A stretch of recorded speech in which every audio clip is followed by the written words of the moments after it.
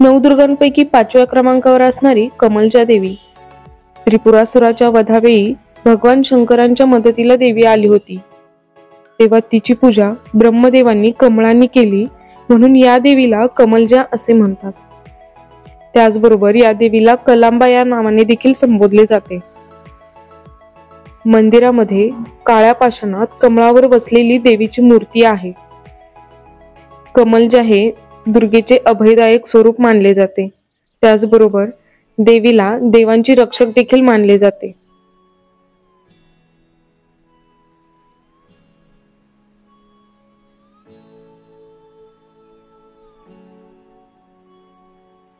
तसेच मंदिरात या बाजूला विठ्ठल रखुमाई, महादेव, त्याचबरोबर नृसिंह मंदिर देखील आहे।